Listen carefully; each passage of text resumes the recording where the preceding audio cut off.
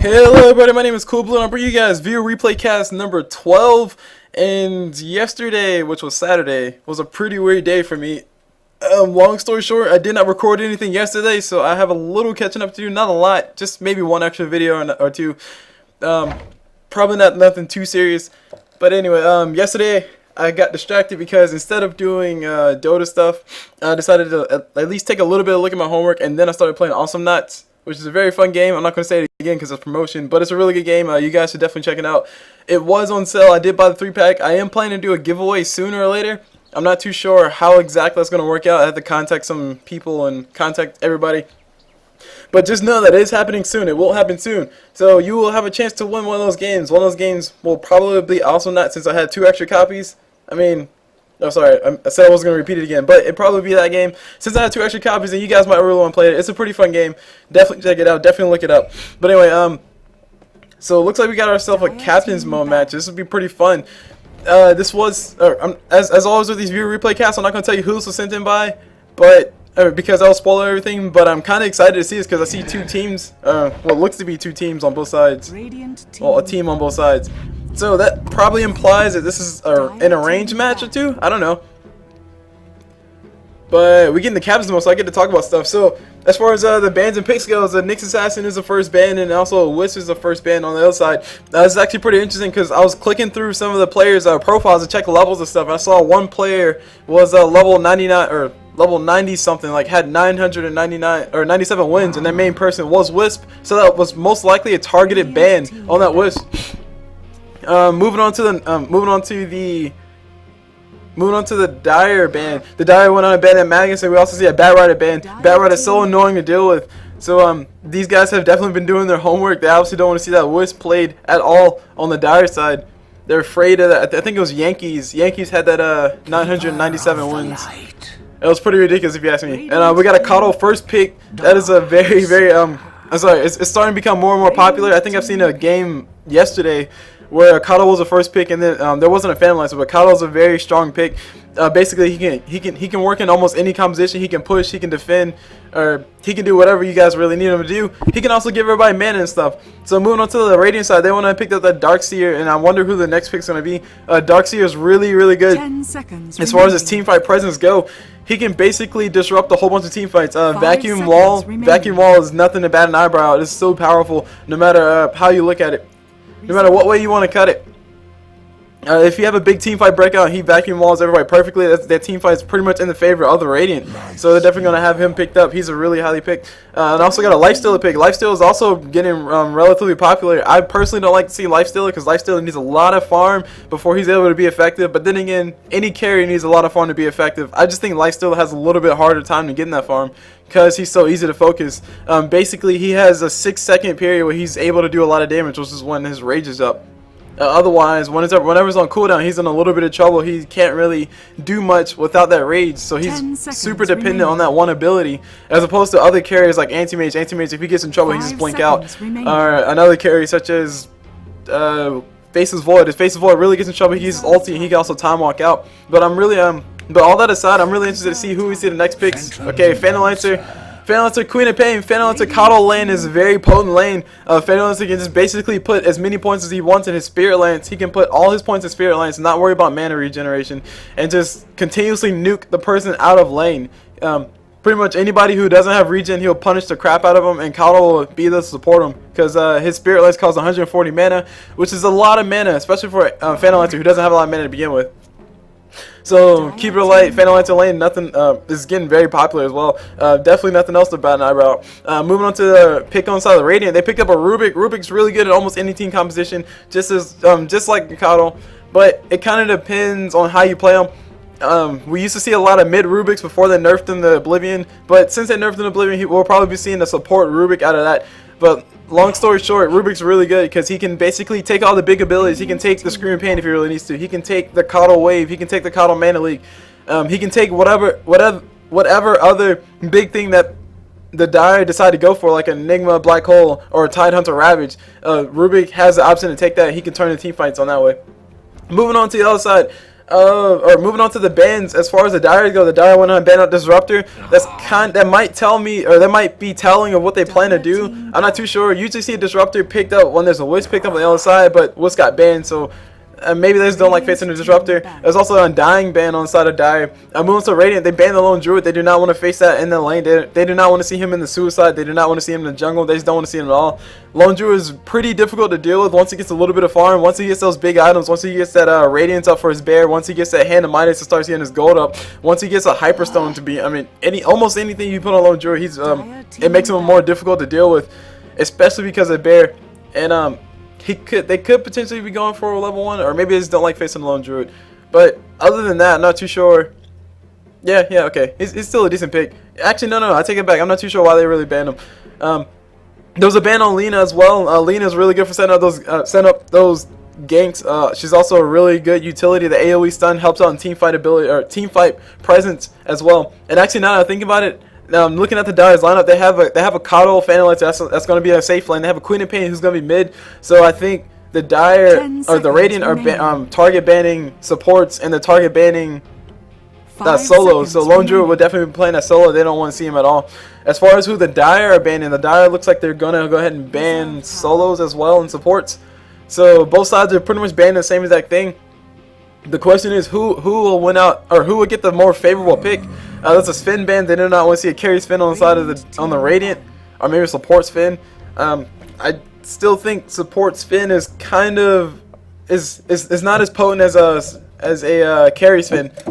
But then again, you do have a Lifesteal on the side. Lifesteal can go in the jungle. Lifesteal can be in lane, so he can pretty much be anywhere. So that will still leave room for a carry Sven, but no more because, or not anymore because he's banned out. And there's a ban on Disruptor, or not Disruptor, Shadow Demon, that could imply that the Radiant are going to be looking for an anti-mage or somebody else like that. Or actually no, I take it back. Shadow Demon is very powerful versus Lifestealer, mainly because almost everything he does goes through Lifestealer's rage. If Lifestealer starts to rage up, Shadow Demon can just purge him, and Lifestealer's not going to be moving anywhere, so he's not going to be doing any damage. If somebody's in trouble, he can disrupt him to get him away. If they want to do more damage to Lifesteal, he can throw a Dreamcatcher on top of him. So Shadow Demon is really good versus Lifesteal, so they ban that out, make sure he has a good time in his lane. Meanwhile, looks like the Suicide solo lane is going to be that Windrunner for the Dire. They want to play her. She has a really good team fight presence as well. Shackle Shot, OP. I don't know about you guys, but whenever I face a Windrunner and she throws a Shackle Shot, it always hits me and it always latches onto a tree that's like 700 feet away. I don't approve, but reserve time. Nonetheless, Windrunner is still really good in those team fights. She's able to tank up a tower or two if she has to. She can help siege a tower as well. But long story short, she's survivable in lane, and that's what these guys need for a Suicide. As far as who the Radiant are going to be picking for that Suicide lane, I don't know. Oh wait, no, they have a Darkseer. Darkseer is going to be running that Suicide unless he's going to be trying to run mid. Lifestealer is more than likely going to be in lane with another support, and Rubik, or it could potentially be a tri lane because a Rubik is really strong in a tri lane.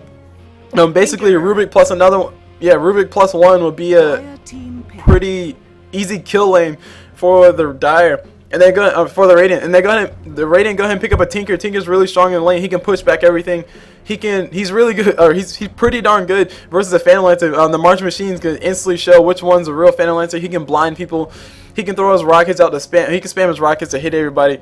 Tinker's just, in general, overall, Tinker's really good at pushing. He's really good at what he does. But if he does get caught out and he doesn't get those early boots of travel, he doesn't get those early levels, then he's pretty much useless to his team.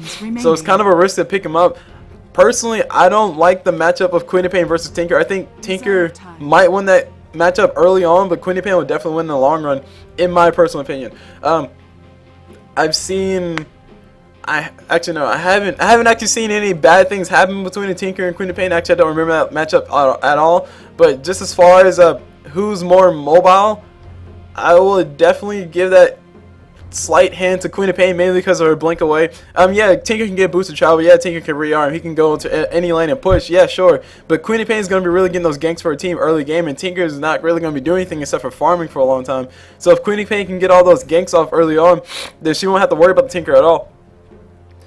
So It all depends on how they play it, really. As always with anything in Dota 2, it's all situational, so you can't really say anything definite. Anyway, the Dire are going to take a long time thinking about their last pick. By the looks of it, they need a support, another support. Phalanx is going to be playing that carry role, and Queen of Pain is most likely going to be playing that mid. We could see mid Windrunner, but that would be kind of weird. She does better in the Suicide solo lane. And there's a Shadow Shaman pickup, so these guys are looking to push as fast as they possibly can. Phalanx is good at pushing, Coddle's good at pushing. Lion. And, oh my god, we got a Lion pick on the other side. Let's see, what is Lion good versus? I don't really know. I can't really provide much input or insight on the Lion pickup. He's a support. I mean, what more can I say? Lion can definitely... Okay, I can see a trialing with Lifestealer, Rubik, and Lion definitely working out pretty darn well. Rubik will basically telekinesis... Or Lion will go ahead and throw a frog on top of him. Rubik can catch up telekinesis. And then a follow-up spike by the Rubik should guarantee a first blood for the Lifestealer. So, at any rate, we'll see how this matches out and see if I was correct in my predictions. Let me go ahead and do the introductions on the players since everybody's all picked up. We have Yankees on that Phantom. We have Fat Tricks on that Queen of Pain. We have Frozen Nightmares on that Shadow Shaman. We have Max on that Windrunner.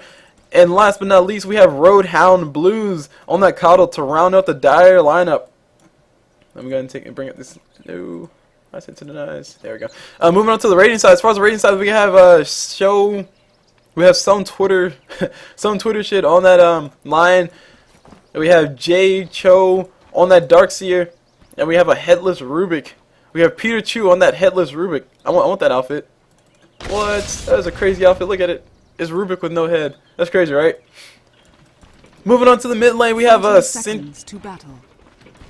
Okay, hold on. Cynthia and Bulbasaur on that Tinker, and I think I missed one. Yes, I did. We have something I can't pronounce on that Lifestealer. I'm going to go ahead and make the assumption that is... come on, hold on. I think I know. It's a lot of circles, so it must be a language that is Asian. Yes, okay. It's not Japanese. So maybe it is... I don't know. Something I don't know. I'm not going to take a guess at it because I'll be pretty wrong. And that'll be pretty bad. So, with all jokes aside, let's go ahead and look into this game matchup. See how far the lanes go. We have Courier's in a bad spot. Courier's gonna start running away. He dies to one hit from Coddle. So the earlier Courier death by the on the side of the Radiant was actually pretty bad. So that means that Tinker's going to be having a little bit of trouble mid. He does have a lot of regen on his person, so he's able to stay in lane for a little while. He's able to take a few Shadow Strikes. But Queen of Pain has the same exact build as he does. Will Tinker be going for bottle first? And most likely, yes. And we got a little bit of engagement going on top. What happened? We got a double damage on Shadow Shaman. So he's hitting a little hard, but it doesn't really matter. These guys are going to be out of there pretty fast. Darkseer still has yet to put that point in there. It's actually a really good thing to do. And the Dire... Hold on. Before explaining that, the Dire placed a sentry ward. They're trying to find this observer ward that's blocking the camp, but they can't find it. I think it's just barely out of range, so they're going to place another sentry ward. They want to kill that. And they're actually pretty angry. It's like, bro, where's the sentry ward at? Or where's this observer ward at? So very well played by the Darkseer. Definitely juking them out with that with that observer ward placement. They did lose a courier. They did lose a courier for that, but it's almost worth it. That's pretty much a lot of experience that the supports will be denied, basically because of that observer ward. Actually, is that observer ward out of range? I think that observer ward might be out of range. That'd be actually pretty sad if it is, because that's actually a nice placement. But anyway, at any rate, let me go ahead and call these lanes. As far as the bottom lane goes, we have a Rubik. Whoa, we gotta pause. Cool, we got a Rubik Lion Lifestealer bottom lane for the Radiant versus a Windrunner down bottom. So Windrunner might be in a little bit of trouble if she does get caught out. Of course, she'll be in a lot of trouble if she gets caught out. She might be the first blood. So we might see first blood down bottom. Windrun is only active for like, what is it, 3 seconds? 2.75 seconds, so about 3 seconds. And if you get stunned for that long, I think they have enough disables on this side. They can actually keep her down long enough for that Windrun to go away, and then Lifestealer can just open wounds her, and she's gone. But anyway, moving on to the middle lane. As far as the middle lane, Tinker Queen of Pain matchup, that's kind of what we expected. Tinker anywhere else is kind of weird. I've seen a few Tinker jungles, but it's usually on the side of the Dire. I'm not really sure why. Maybe because Dire Tinker jungles OP. But we're not gonna be seeing any of those shenanigans here. And that Observer Ward is just barely out of range, so that's pretty sad. As far as the top lane goes, we have a Suicide solo lane, Darkseer versus a tri-lane with the Shadow Shaman, Phantom Lantern, and oh, a lot of damage being done to Lifestealer. Whoa, where did Lifestealer go? Lifestealer taking a lot of damage, almost missed the first blood, but he did not die, so he is good. Anyway, now as far as this top lane goes, we have the Phantom. We got Yankees on the Phantom Lantern. He's playing at #1 role. We got Shadow Shaman here for the support, and we got Kato who's continuously pulling, which is they're doing a pretty good job with that. So that tri-lane versus the Darkseer, that means Darkseer can't really get much farm, especially since his Observer Ward did not necessarily block this camp, and this will be Kato will be stacking up this camp so he can go for that. So he can go for a double pull. And we got Lifesteal taking a lot of damage. Will Lifesteal be going down? I think he will be going down. One nice hit, and this Lifesteal goes down to the Windrunner. Windrunner got a kill. She's happy. She's gonna try to get out with her life intact, but no, she gets telekinesis. She gets put back, and Lion has a spike. She gets turned to a frog. Lion spike in a few seconds. Nope. One last auto attack from Lion will get the kill. So it's almost worth it. In general, whenever you're playing a Suicide lane, your job is really only to just stay there and collect experience and get as many last hits as possible. If you get a kill, that's great, but if you die, it's not really good. So now she's having a little bit of trouble in the lane, but she did get a kill. She did get the first blood. So that's extra gold. That's not the normal. You got a kill. So the extra gold will definitely help out. But then again, she kind of lost it, and she had to buy a TP, so that's all the gold already spent. So as far as what Lifesteal is building, looks like Lifesteal is going straight for that hand of Midas. I mean, he pretty much can. He has a Lion and a Rubik in the lane for support, so he doesn't really need to go for all that much damage. He just wants to focus on farming. He just wants to get that early game going as fast as possible. Meanwhile, Phantom Lantern decided to give himself a Soul Ring. Okay, to give himself some regen, give himself some mana regen outside of that outside of Kado's chakra magic. I guess it's good enough. And I heard a telekinesis. Nope, never mind. I thought I heard a telekinesis. Yeah, I did hear a telekinesis. I'm not sure what it was. And Rubik with no head. This is kind of throwing me off, man. Look at that. It's like he has no face. He's a faceless mage. Like, you have a faceless void, now you got a faceless mage. Anyway, so Phantom's gonna come around the corner and do a little bit of harassment on top of Darkseer. Darkseer's gonna take it. He will gladly take it. He's trying to build. Looks like he's trying to build himself a soul ring for his own. And man, I need some tea. And but yeah, not really much going on around the map. I guess I can take a look at the items. As far as the items go, we got Rubik just used a salve. Okay, yeah, Rubik just gave a salve to Lifesteal because Lifesteal is taking a little bit too much damage to him. They might be wanting to be aggressive on top of his Windrunner soon, but they'll probably wait for that pull to come through, so Windrunner will be forced to come into a more dangerous spot to get everything. As far as the top lane goes, I mean, there's just back and forth, a lot of back and forth. The Phantom's taking a lot of damage from that Iron Shell, so he needs to be a little bit careful. I think a few more seconds near the Iron Shell, he'll definitely be down, and that would be very tragic. That means Darkseer gets a kill for free. And speaking of kills for free, the courier is finally back up. The Soul Ring is coming to Darkseer, and also Iron Branch by the looks of it. Maybe that's not his, I don't know. Tinker has his bottle, so does Queen of Pain. So these guys are going for the bottle wars. Who will be getting that gold first for their big items? I don't know. I'm just going to go ahead and assume that Queen of Pain is going to be going for that Orchids, because Orchids is a pretty fun item to have on Queen of Pain. We could be seeing a Dagon build on Queen of Pain. I've seen that a few times. I don't necessarily agree with it because Dagon, why get Dagon when you can get something else? But it sometimes works out, sometimes it doesn't. It's all variable. It's all variable.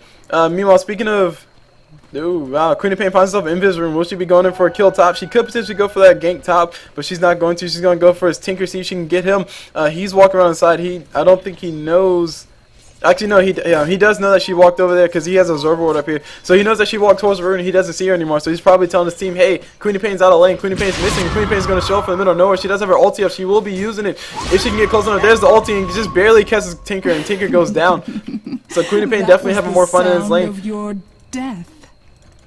As opposed to the Tinker. And she hasn't even started ganking yet, so as soon as she starts ganking, we'll probably see a lot more going in her favor. She's building those treads first, so she's going for that standard Queen of Pain, and Darkseer, his mana leaked up, but he will be able to make it out alive. Oh gosh, the illusion's doing so much damage. One more surge and he'll be able to save his life. He has a vacuum, he might have to use it. He's popping this out so he can stay alive. Meanwhile, Phantom is taking a lot of damage from the tower, and a lot of damage from creep aggro. But he'll be able to make it out fine. He has Tranquil Boots. He can do that. He can dive all he wants. He'll just heal on up and call it a day. He's taking a lot of hits from that Iron Shell.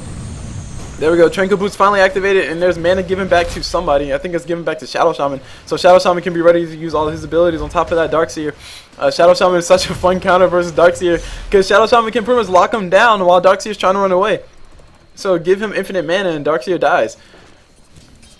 Anyways, moving on back to his bottom lane. Windrunner is trying to build herself those phase boots, but she's in a little bit of trouble. Ruby's coming around the corner. He throws the telekinesis on top of her. Lion's going to follow up with the stun. And Lifestealer, where are you? Lifestealer's coming. No, Lifestealer's going to continue to farm. It's just the support's doing a lot of harassment to this Windrunner. Windrunner's trying to get away. There she is. She's finally getting away. She might want to get some regen to be brought to her, so that way she can stay in lane a little bit for a little bit longer. But it's not really all that necessary. Meanwhile, Tinker's coming around the corner. He does have rockets in about 3 seconds. He does also have the laser, so he has enough for his combo. So he can do a lot of damage to Queen of Pain in a relatively short period of time. But will he be able to get the kill on the top of her is a big question. Queen of Pain just got her bottle back. I think she just bottle crowed. I wasn't really paying attention. And Tinker picks himself up a regen room, so he's definitely going to be a little bit more aggressive now that he has that. He is opting to go for the max and marching machine, and then he'll go for a rearm later. Probably at level... I don't know. I'm just going to go ahead and guess that he's going to get rearm at level 10, so we can get 2 quick levels of that, because rearm level 1 takes 3 seconds, which is forever. But anyway, Darkseer uses that soul ring, puts the iron shell on top of a creep, and if he does get caught up by Shadow Shaman, he will be going down. Shadow Shaman's coming around the corner. He turns into a chicken. Shackle to follow up, and Coddle's going to probably throw the wave. No, Mana Leak throw on top of Darkseer. A lot of damage being done to him, and he goes down to the Shadow Shaman. So it's like I was saying, Shadow Shaman is so fun versus a Darkseer, because Shadow Shaman can just walk up on him, just do that a few times, and Darkseer is pretty much down. Meanwhile, got Queen of Pain coming around the corner for a gank. She's going to try to go for the support. I think she's trying to pretend she's an illusion, but they know what's up. They know that she's a real one. She's taking so many disables that she goes down very sadly. Windrunner having no mana to really help out. She does not have any points in Shackle. Okay, she just got a point in Shackle shot. So that way she can actually probably disable his team for the Queen of Pain. But it's a little bit of miscommunication from the teams as far as I'm concerned. Queen of Pain definitely didn't really need to die in that engagement. We got Shadow Shaman TPing down bottom. He does not have his ulti yet, but he is here for disables. He's here to help his teams get a few kills. They're both gonna both Coddle and Shadow Shaman going to go ahead and use those clarity potions up so he can save that chakra magic for later. He only has 1 point in it, so it's not really much mana being given back. Really, I think it's a level 3 that you really want to have for an ideal amount of mana to give back. So far, pretty passive game. We've seen a few back and forths here and there. We've seen a few people get caught up, but not really much. And we got 4 of the Dire down bottom versus 3 of the Radiant. So we might see in a big engagement coming down here. Tinker just activated his regen rune. What is he going to be doing? I don't know. He's waiting for a rune to spawn, and rune spawns top is the haste rune. And now we got engagement coming down bottom. We got Shackle throw on top of Rubik. Rubik's going to be going down. He goes down pretty handily, and Lifestealer knows that these guys are down here. He does have his hand to minus up. And he will be pretty much happy to, he would prefer not to die, but if he does die right now, it would not be all that bad because his hand of minus is on cooldown, so he was able to use it. But that does not deny the fact that there's still 4 people down here, and there's missing mid as well. So Queen of Pain is also down here. Queen of Pain's hiding around the corner to see if she can catch off anybody. She has an ulti up, and she also has her bot on her salve and stuff, so she can use all that for damage. Just a very aggressive observer ward placed around the back corner, placed on the back side of the Dire jungle, or the Radiant jungle. So I can see one of the supports are coming up here, see if they can pick them off real fast. But I think these guys are playing as careful as they possibly can because they have no vision around the entire map, and there's a pause coming up for Shadow Shaman. But anyway, as far as the vision goes, we can see that the Radiant have no vision outside of what's in the lane, so they're pretty much playing in the dark right now. And as far as the Dire go, the Dire have vision on everything. The Dire can see who's in the Radiant jungle. The Dire can see who's coming in and out of the Radiant jungle. The Dire can see where the room is spawning. They can also see the Darkseer coming into the lane. They can see if Darkseer has support coming around the backside. So the vision is not there for the Radiant at the moment. They're playing as safe as they possibly can, as they should. Moving on to what else is going on around the map. We take a look at the hero levels. We can see that everybody's level 6 except for all the supports essentially. So the farm is going to the right peoples pretty much. Queen of Pain is almost in line with the lifesteal, which is actually really good considering that this is a tri-lane down bottom. We got engagement going on mid. We got Tinker taking a lot of damage. Tinker gets turned to a frog, or turned to a chicken. He pops that haste room so he can carry and get out of there. And he's able to get out alive. He throws out a rockets and say, "Hey, you guys, shoot away, get away from my lane," and they're gonna go ahead and shoot.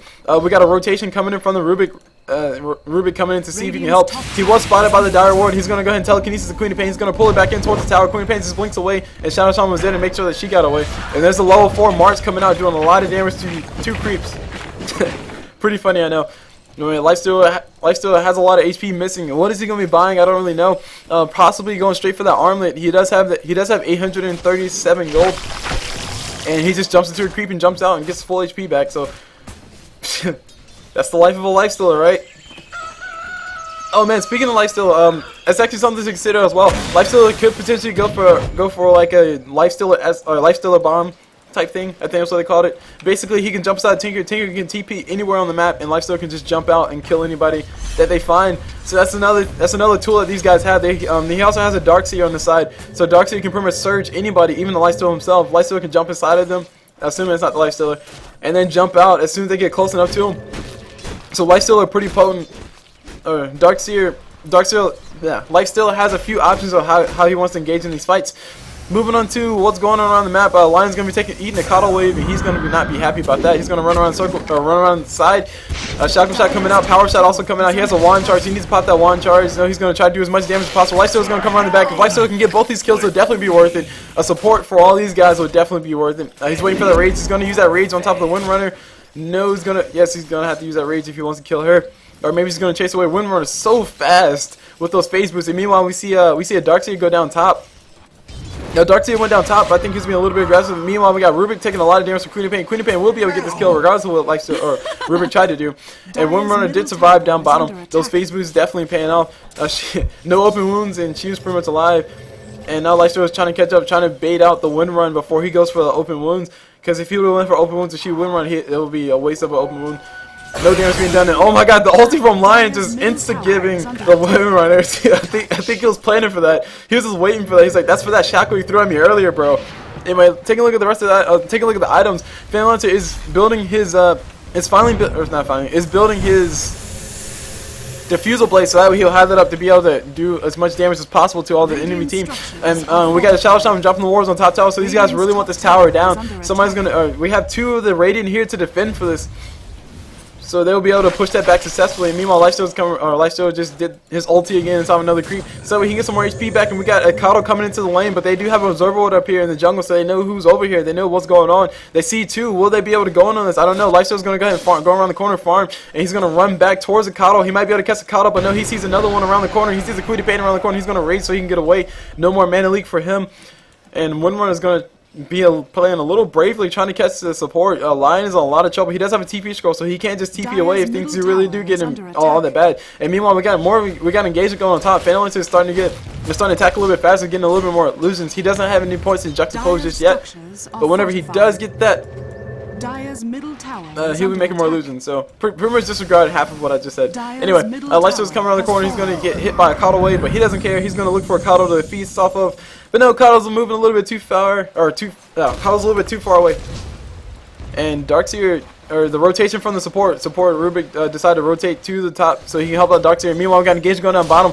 We got Lifestealer getting the kill on top of the Coddle, and Windrunner might be in a little bit of trouble. She's going to try to go for the kill on top of Lion. One more auto attack, and he's down. There he goes. He goes down, but she might lose her life as a result. The open wounds is on cooldown, so she will be able to survive. So support for support, definitely worth it. More so for the Windrunner. Now she's in a little bit of trouble. Feast is back, or open wounds is back up, so he can't use that to go for the kill on her. But so is Windrunner. Windrunner is also back up. And then top tower from Dire does get denied. Very good by them. No more gold than necessary going to the side of the Radiant.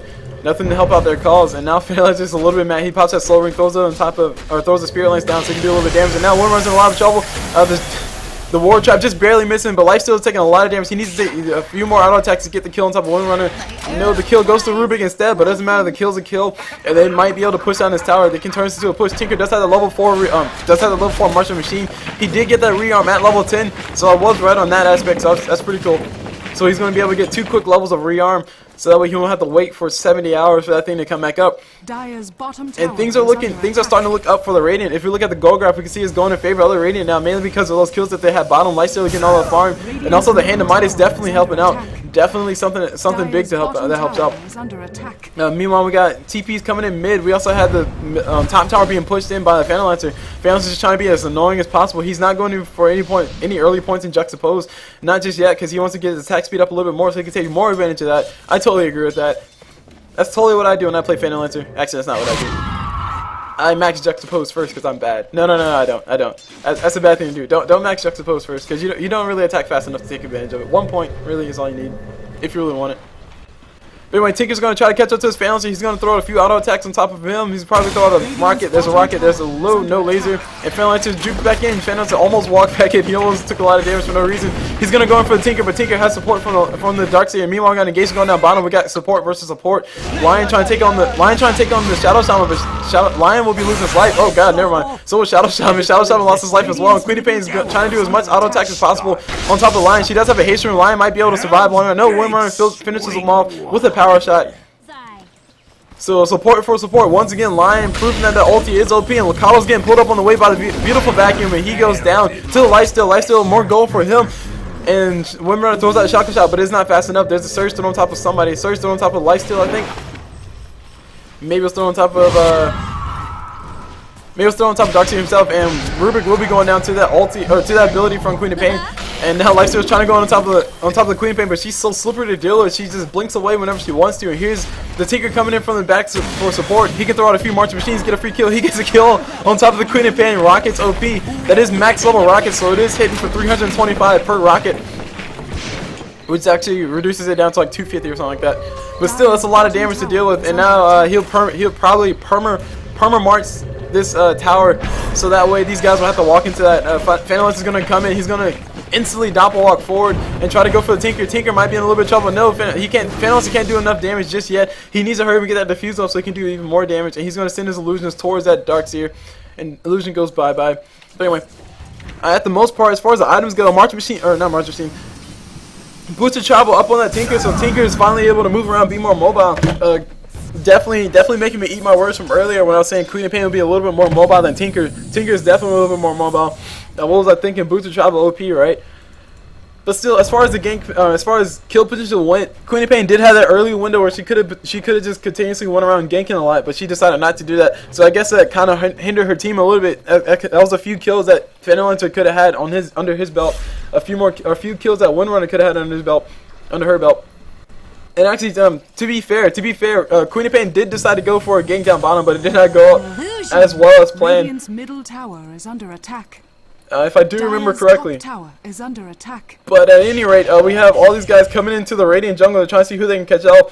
There are observer wards for the Radiant over the side, but these guys are dodging those wards like a boss. They might be able to catch the Radiant under the tower and actually kill the tower as well. And we got two observer wards, one looking very cool, one looking very plain, placed inside the jungle of the Radiant. And the Dire top tower is under attack by the Tinker. Tinker just blinks or TP's out, makes sure he gets away, and the whole entire Radiant jungle is now warded up. And everybody on the Dire side are just gonna go ahead and back away. By the looks of it, the Radiant weren't sure where these guys went. I think they might have caught. Yeah, they just barely saw him walk into the jungle with that observer wall right there. So they basically just went into hiding and went away. And now they see somebody. They see a Windrunner. Lifesteal's in a little bit of trouble. He gets shackle shotted up. There's Queen Pain around the corner. Her ulti will be coming out soon. There's an open wound thrown on top of her, and there's a lot of damage being done to her. She might be going out. No, she just blinks away. Windrunner's doing a lot of damage, by the way. She activates the wind run, and Lifesteal's in a little bit of trouble. Like I was saying earlier, oh my god, Lion comes in just in time to save his teammate. He will be losing his life by the looks of it, but Lifesteal staying alive is all that's important. He jumps out because he's going to try to do as much damage as possible. He has his rage up, and wind run's going down. TP coming in from Tinker to help out, and there's somebody stole something. Rubik stole something. Rubik stole it doesn't really matter what he stole. A lot of damage being done back and forth, but all in all, the Radiant did get caught out. Lion coming in to save his teammate. It almost worked out. But too much response coming in from the Dire to keep everybody alive. But Rubik did steal the Ether Shock, but it's only Ether Shock level 1, so it's pretty pitiful. It's only 140 damage to one strike as opposed to, was it 320 for every strike, which is quite ridiculous, quite good for pushing. Speaking of pushing, Darkseer is going to go ahead and push this lane. He has an Iron Shell on top of his head, so he can kill all the creeps. And he's also going to do a little bit of damage to this tower. We got TPs coming in. We got TP coming in from Shadow Shaman. Shadow Shaman turns Darkseer into a chicken. That's a very fast chicken, guys. And Darkseer is going to continue to run away. And here's a TP coming in from the Windrunner. I need to pay attention to my colors. Coming in from the Windrunner so that she can go ahead and push this lane back. As far as items go, I don't think I actually really talked about it. Just talking about the boost of travel. Rubik has himself arcane boost, so he's happy. He also has a magic wand.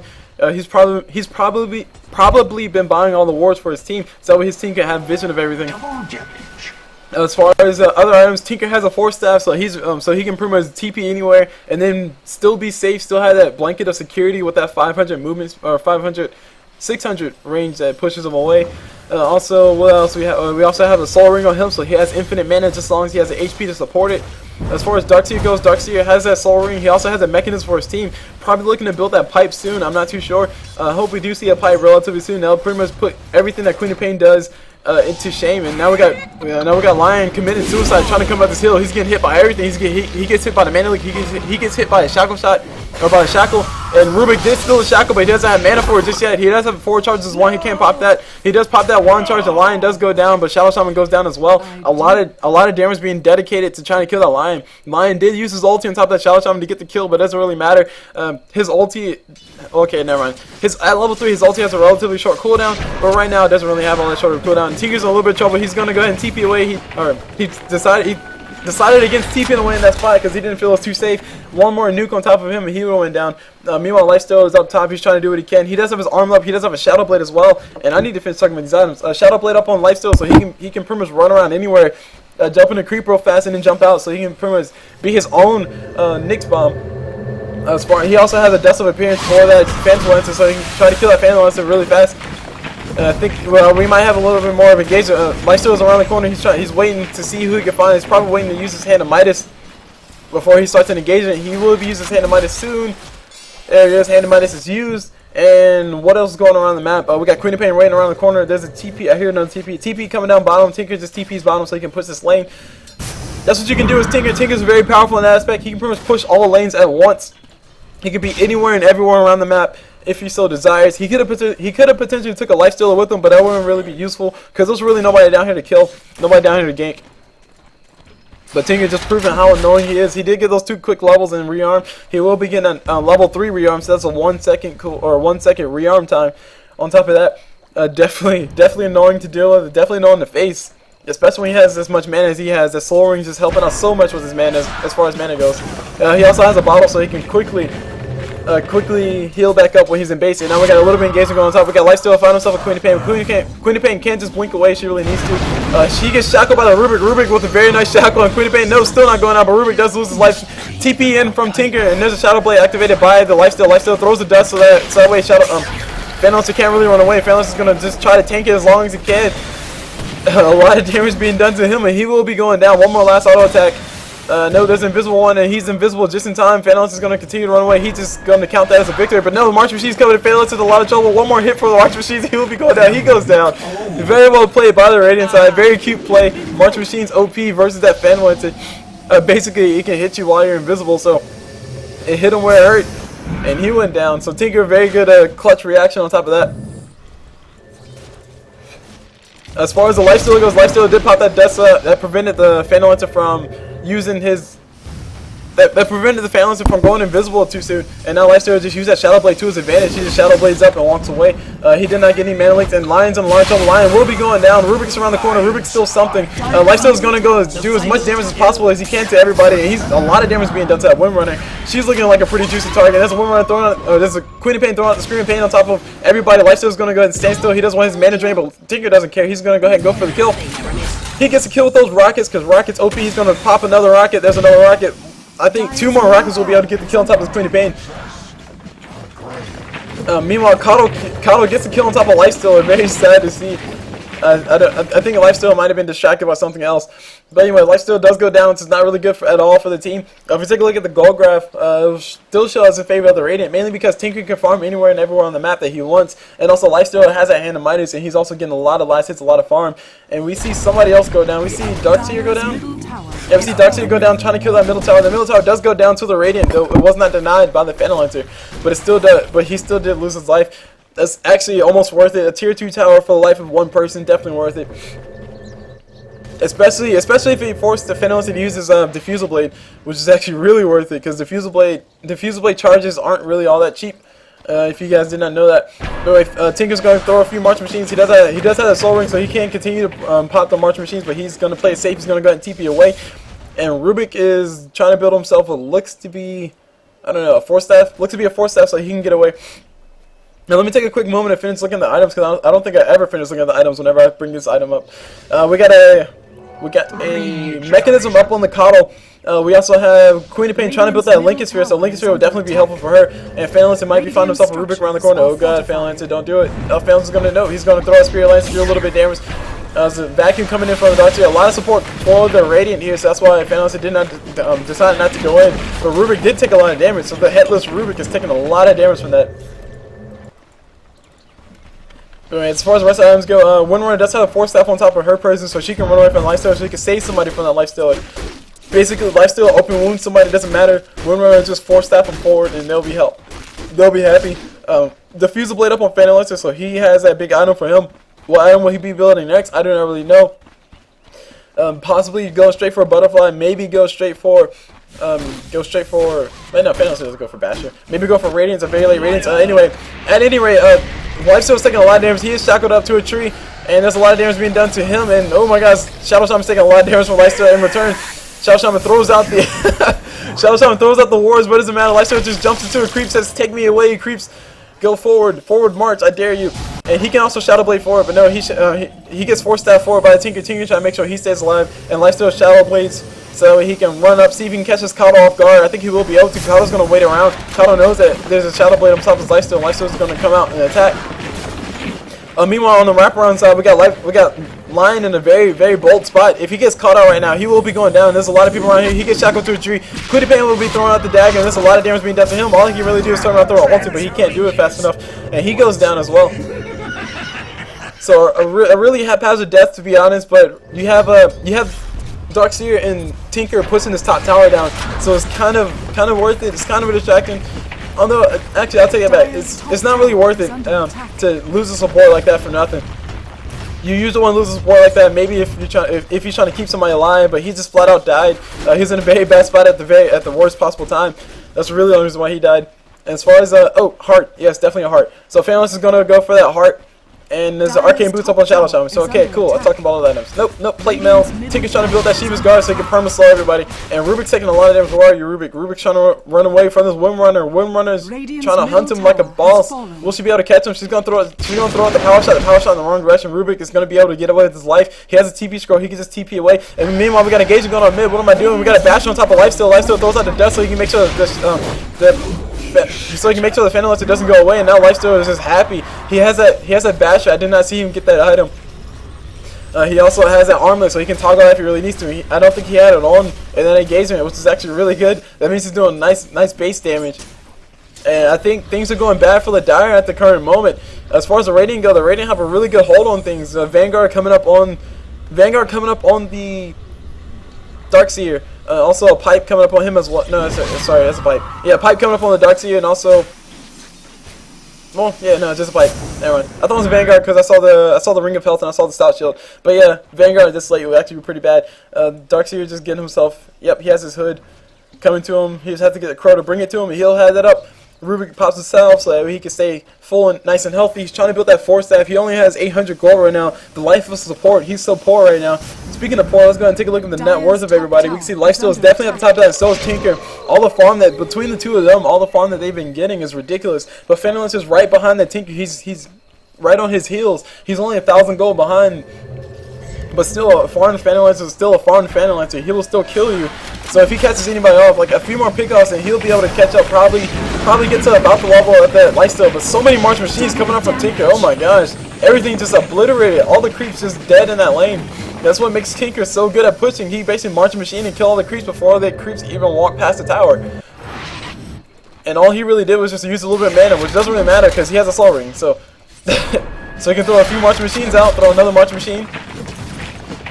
No, he won't throw him another March Machine. He'll wait for the next creep wave, and we got a little bit of ball forming down here. Lifesteal is shackled up. Rubik did steal the Power Shot from the Windrunner, and Darkseer does have his Pipe up, so he'll be able to use that as well.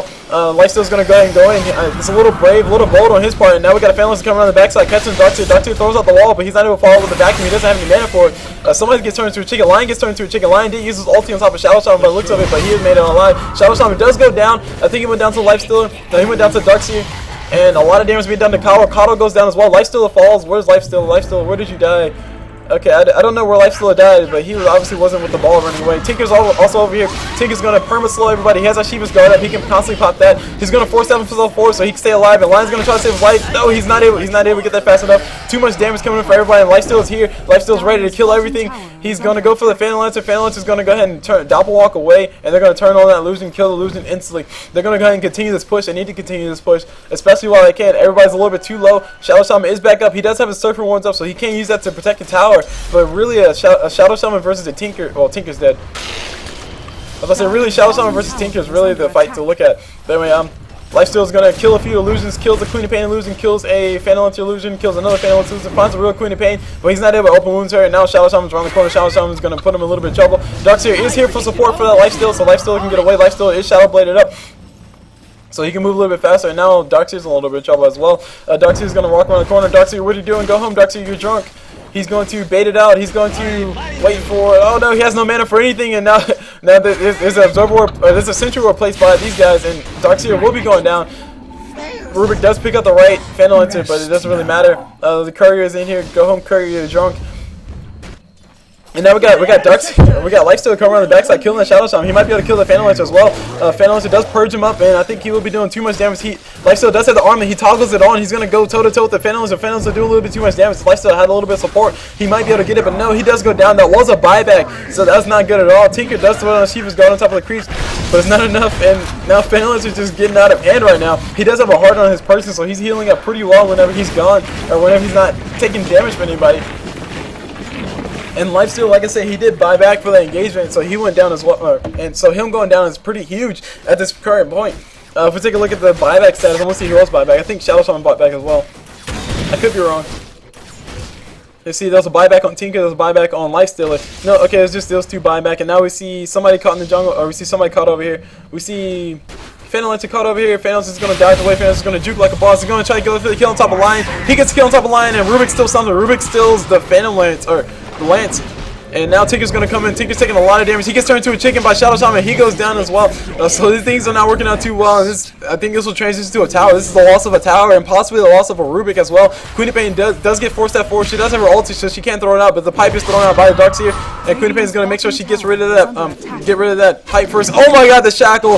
The shackle, OP shackle. Oh my god, every time. Like I said, I don't care who you are. Shackle shot is always OP. And Darkseer will be taking a lot of damage. He's going to do surge himself away, and he'll be able to make it out alive. Meanwhile, Runner did pop that ulti to try to get the damage on top of him, but it wasn't enough. And the bottom tower does go down. Finally, a very long fight, a very, very all over the place fight, to be honest. Goal again and trading in both spots, and definitely, Yankees proving that Phantom Lancer is OP. Not just a Phantom Lancer Coddle lane, because to be honest, Coddle wasn't really there to give Phantom Lancer all the mana that he wanted. Coddle was just there to pull and stuff. So the Coddle, ooh, that's cool. So the Coddle Phantom Lancer lane is still something to deal with, still something hard to deal with. I mean, so it's something to always look at. And Lion taking a lot of damage from those illusions, Jesus. And we got a Phantom, we got Lifesteal getting caught out by everything. And Darkseer throws out the wall. He's waiting for a fight, but everybody just backs away. There's a Sentry Ward placed down here by these guys, so they can see everything. I think somebody has a gem on this side. Shotgun shot thrown on top of Rubik. Rubik does go down pretty darn fast. He goes down faster than Kuka's ship, and everybody gets Mechanism up on the side of Dire, so they're still alive. They're alive and healthy. And Phantom Lancer's waiting around the corner. He finds himself a Tinker. Tinker gets hit with a Phantom Lancer of Spirit Lance, and the wall is still here. The wall is really the only thing keeping these guys from pushing. But speaking of which, Coddle's going to go ahead and throw his wave out so he can kill the wave.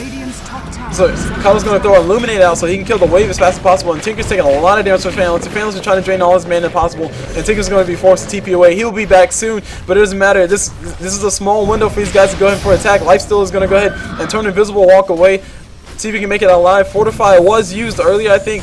So I don't think there's any Fortify right now, but this tower will be going down regardless. Phantom Lancer is doing a lot of damage. Phantom Lancer is making all the illusions all over the place. And then we got Radiant Structures are fortified. Rocket thrown out, hits Windrunner. Windrunner taking a lot of damage from that, but it doesn't matter. This tower still will be going down. Tinker comes out with the Shiva's Guard. He's trying to slow everybody, but there's a Shadow Shaman wards. Shadow Shaman was probably one to say those for the next tower, but these guys are here to fight. Everybody's back alive. This team fights will be breaking out soon. The Dire are in a little bit worse spot than the Radiant, mainly because they're a little bit lower in HP. And Queen of Pain throws out a laugh at a perfect time. Darkseer's wall is back up in another 20 seconds, so he'll have that up and he'll be ready for that big team fight. But the Dire is going to go ahead and go away. They're probably going to go for Roche. They definitely can if they really wanted to. Somebody just got some big item. I just saw something. Who's it? Yeah, Crystal's up on Phantom, so he just has to get it bought to him. What is this? A 4-staff coming up for Shadow Shaman or potentially a Tornado Stick? Either or. Queen of Pain is starting to build that Sheep Stick so she can go ahead and deal with that Lifestealer. And there's a gem on Lifesteal, that's what it was. So it's a gem on Lifesteal so they can kill all those Observer Wards, kill all the Sentry Wards whenever they find them. Shiva's guard up on Tinker, like we said earlier, and also Booster Travel 4-staff, so he can be a little bit more survivable. Sometimes you see Tinker go for that Blink Dagger, but 4-staff is a little bit more reliable than a Blink Dagger, because you can use a 4-staff when you're taking damage, but as far as a Blink Dagger, as soon as you take a little bit of damage, you're pretty much a sitting duck. I mean, it's really nice if you can get both of them, but you definitely gotta have that regeneration to back it up. But anyway, at any rate, Tinker's gonna go ahead and throw a March Machine, kill this entire creep wave. He's probably gonna TP down bottom, push that wave as well. Doing a lot of damage between that March Machine. Shiva's guard is so OP as crap. And Tinker's gonna go and TP back home. Lifesteal is hanging out around here. He does have that gem on top of his person, so he can walk around. There's a Sentry Ward and Observer Ward placed over here, so they can see everything, anything and everything coming around here. There's an Observer Ward placed. Lifesteal does heal the wards. He's gonna go ahead and kill us real fast as possible. And now I think he might know that these guys are here. They're gonna go ahead and force themselves away. They don't want to be here. They need that Phantom Lancer to be down here for them to do anything. If Phantom Lancer does have his crystals up, he will be building his Daedalus soon. Obviously, by the looks of it. But he does have that crit chance, so that crit chance will definitely be helping out. He finds himself a Tinker. He sees Tinker TP down there. He's going to throw a Spirit Lance on top of Tinker. Tinker's going to be in a lot of trouble. Tinker's trying to get away. Tinker's going to be TPing away soon. He gets purged up. He's going to 4-step away forward again. And a lot of damage. Queen of Pain coming around from the backside, definitely helping out with the damage. I think he might have been able to make it alive, but the Queen of Pain definitely sealing his fate. Potentially one more crit from Phantom Lancer would also probably kill him as well.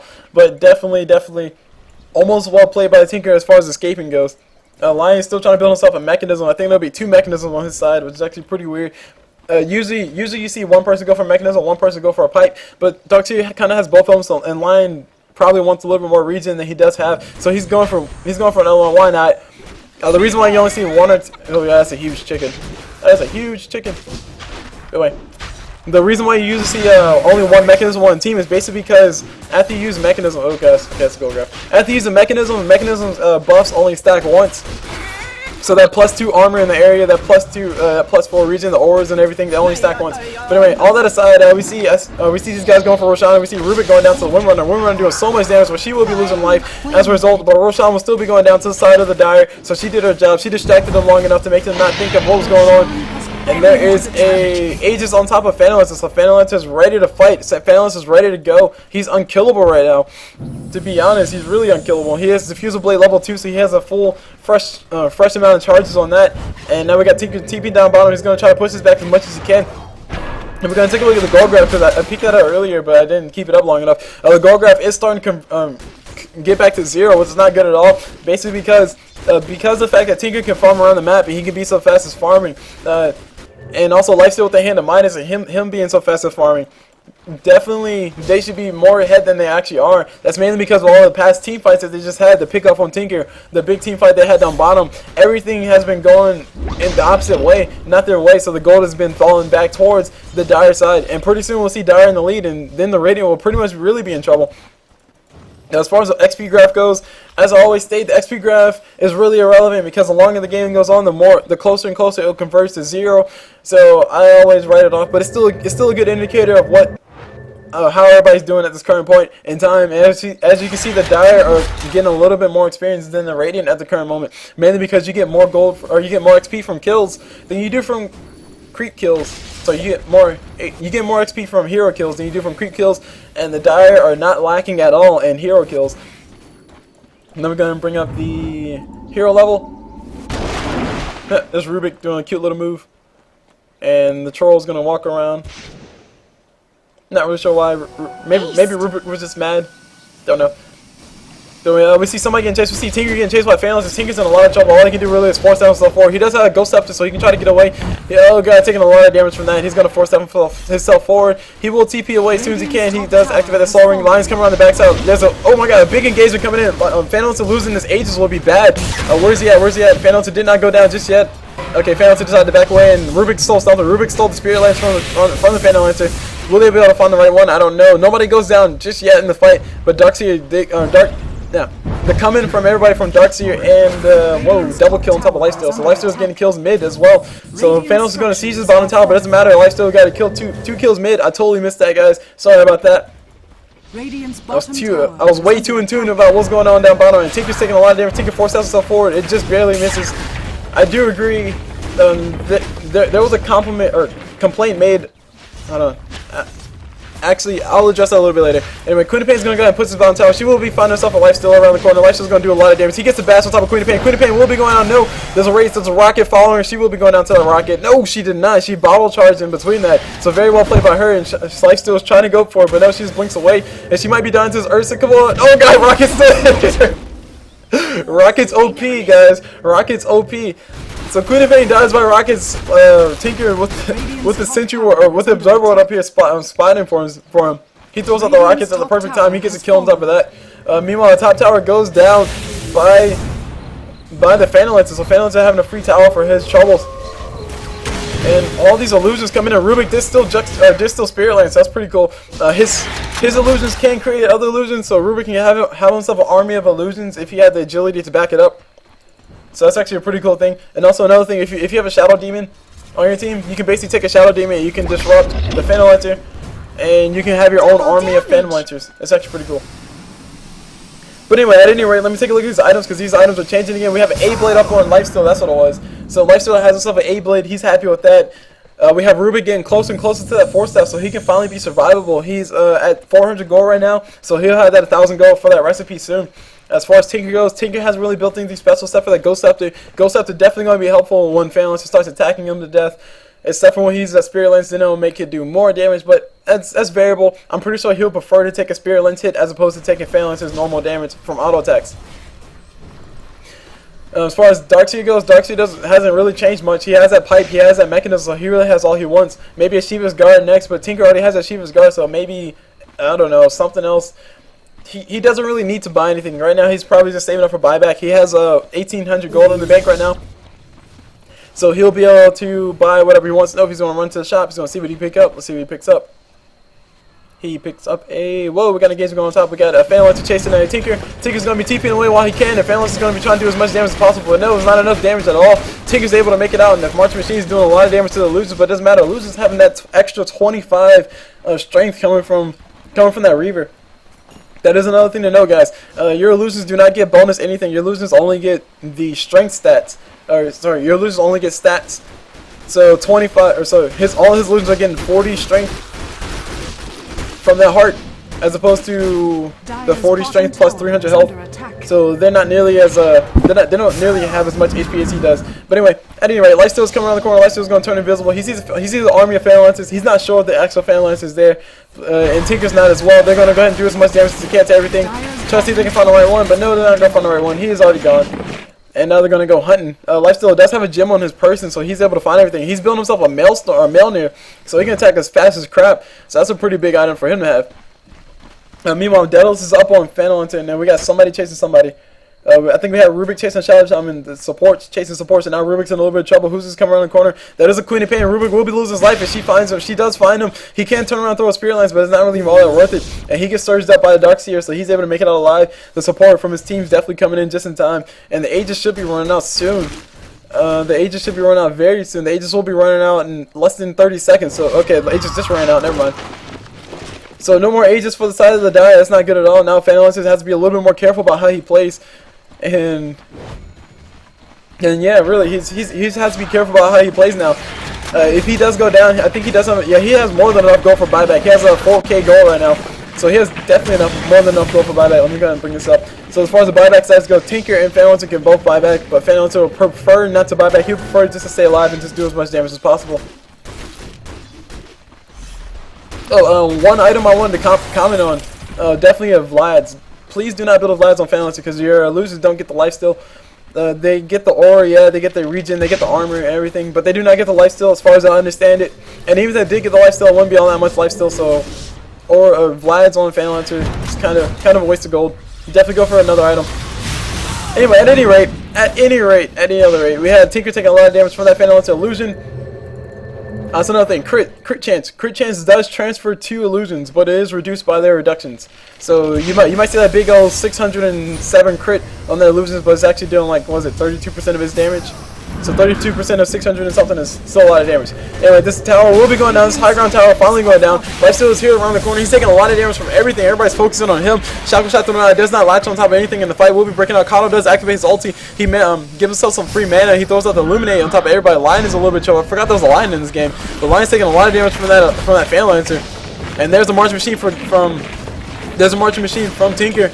Tinker trying to make sure that these guys don't push in.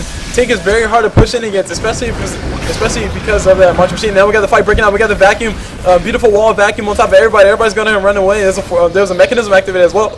Tinker's trying to TP in. A lot of damage being done to somebody. Phalanx is taking a lot of damage. He will be going down to Tinker, but Lifesteal will also be going down. Jim is dropped on the ground. Somebody needs to pick it up fast. But it doesn't matter. Windrunner gets stunned up by something. I did not see what she got stunned up by. And a lot of, whoa god, so much damage, but everything definitely went in favor of the Radiant. Phalanx does buy back as soon as he can. There's ulti thrown by Lion on top of the Queen of Pain, so she doesn't get away. And Queen of Pain goes down to the Darkseer's vacuum. So Rubik stole himself Illuminate, so he's happy about that. He can definitely push as hard as he wants. He can throw Illuminate, he can throw out the Fade Bolt, and he can do a lot of damage. But Windrunner got stunned by something. I didn't see what it was. I think Windrunner got stunned by Lion Spike. Let's just say that's what it was. But Lion definitely throwing his ulti at the perfect time. He's waiting for that Queen of Pain to get ready to blink away. Throw out the ulti on top of her. And then Darkseer followed up with the vacuum, and everything just went array. Lifesteal, it did go down, which is not good at all. But the gem is still in the hands of the Dire, so that's good for them. I think Darkseer has it. No, Shadow. Okay, never mind. I thought it was in favor. I thought it was in the hands of them. Shadow Shaman picks himself up a gem off the ground, so he's able to survive with that intact. So that's really a lot. That's more of a loss for the Radiant than it is for the Dire, because Lifestealer is relying a little bit too much on his Shadow Blade to help him escape. And if you give it to Fan Lancer with the Gem of True Sight is ridiculous, because all of Fan Lancer's illusions will be able to get that or get that True Sight. But anyway, Tinker's trying to do what he can. He's throwing out the march machines, but it doesn't matter. Fan Lancer's illusions have way too much HP. They're taking a lot of damage. And he threw out the double march machines, but it wasn't enough. Tinker's taking a lot of damage for everything, and Rubik throws the telekinesis on top of Illusion, the wrong one, and there's Tinker TPing away while he can. Phalanx is trying to see if he can go back in for more. He definitely can, but he probably wants to play a little bit more careful, mainly because he did already use his buyback, so that's on cooldown for him. As you see, 3 minutes for that. Who else has buyback? Darkseer has buyback, so he can happily go in and die. Tinker has buyback as well, so these guys are going to go ahead and go for the fight. Phalanx is already away. Phalanx is going to go ahead and farm in the jungle. They know he's over here. They had the Observer one in the jungle so they can spot us, and Phalanx looks like he's building himself a Mantis style, so that'd be pretty darn ridiculous. Mantis style is ridiculous on Phalanx because you can basically have no illusions and then instantly make 3 illusions that can make illusions, and then all your illusions start making illusions. And I think you can have more than just 8 illusions when you have a Mantis style. I think you have up to, like, I don't know. I have to go test it out. Definitely you can have more than 8. So he can have 10 illusions for sure. Probably each of those illusions can make illusions of their own. So maybe, let's just say each of those illusions can make 8 illusions of their own. So what is that? That's a lot of illusions. That's all it is. Anyway, Mantis style up on Fan Lancer, so Fan Lancer is going to go ahead and take on Roshan a lot. He can. He's attacking fast as crap, and he's doing a lot of damage. Roshan's not happy about this. Roshan's taking all the damage in the world, and he's like, bro, why you hit me? Well, the question is what? Never mind. I was saying the question is what is Fan Lancer going to replace it with, and that's another giant chicken. So many chickens. And there's Roshan going down. Fan Lancer picks himself up at Aegis, so he's happy. He's ready to fight. And we got a Windrunner Illusions walking around the jungle, scouting out everything, trying to see what's going on around the map. Will they be catching by his Rubik charges on Illuminate? And Rubik throws out the Illuminate. It doesn't scout, doesn't see anything, doesn't find anything. Meanwhile, the Windrunner Illusions walk around the corner. Lifesteal, I think Lifesteal knows that this is an illusion, and it will be disappearing momentarily. There it goes. It goes away. And now we got Dire posturing to push down this bottom tower. Will they be able to get it? I do not know. But long story short, this game is pretty intense so far. Things are going back and forth. 2 sheep sticks on the side of Dire, Jesus, and a pipe up on Coddle. Finally, a pipe up on Coddle. So he held that mech and pipe, and now we got these guys sieging high ground. These guys coming in for high ground. There's a Sentry Ward placed down by the Shadow Shaman. Shadow Shaman taking a lot of damage. He goes down. The gem was already transferred to somebody else, so it does not go down. So he won't be getting it. And now Lifesteal jumps aside Tinker. Tinker will he will be able to jump out whenever the fight does break out. More so, and there's a lot of damage being. There's the ulti from Queen of Pain thrown out. I think Tinker did Ghost Scepter before it, and Lion with a beautiful stun, but he goes down, and there's another Piggy on top of somebody else. Piggy on top of Tinker, Piggy on top of, I think that was Rubik as well. And Lifesteal is still alive, so that's really all that matters. Queen of Pain dying, or about to go down to Rubik's illusions. That would be pretty darn funny if she went down to Rubik's Illusions. Because I think Rubik did still spare Lance. No, that's Darkseer's. Never mind, Darkseer's Illusions. So maybe if Darkseer was controlling his illusions a little bit more. Meanwhile, we got Phantom Lancer coming in. Phantom Lancer is trying to do all he can. Darkseer's trying to see if he can find the real Phantom Lancer, but no, Phantom Lancer's not here, so he can create himself more illusions. But no more illusions for him.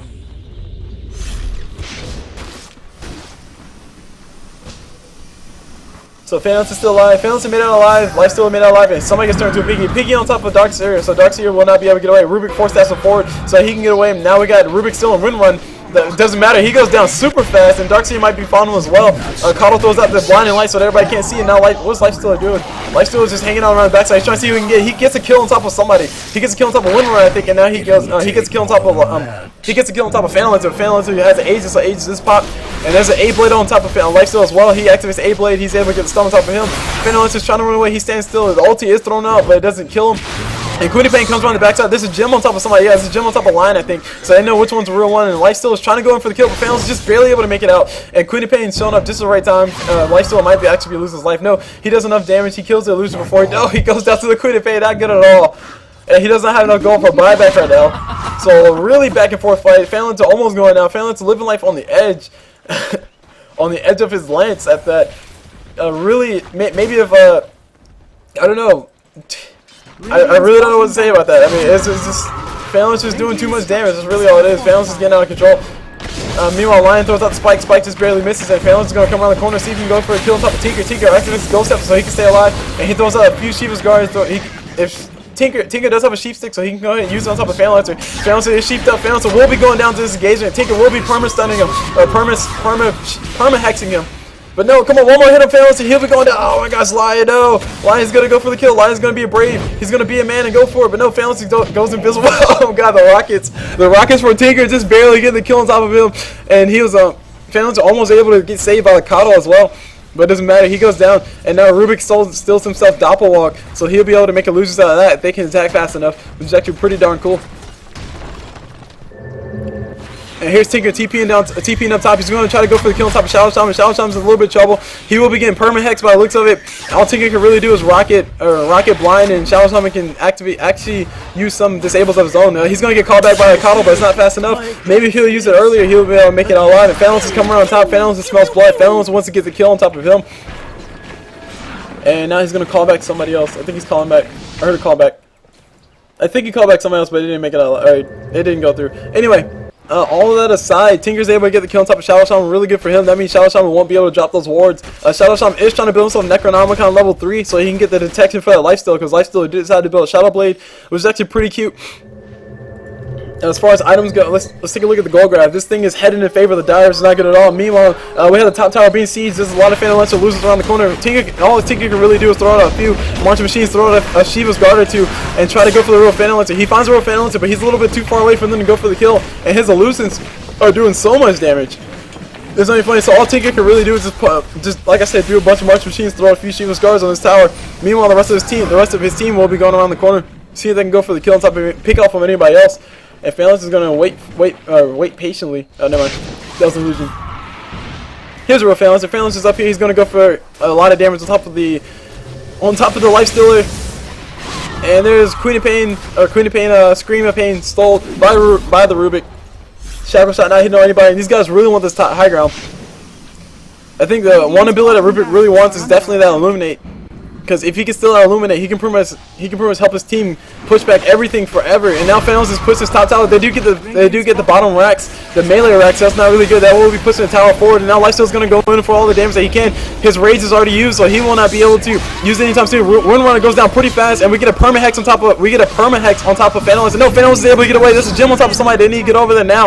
Gem on top of Lifesteal, so Lifesteal will be able to get over there fast enough. Phantom's going to go ahead and pick off the somebody.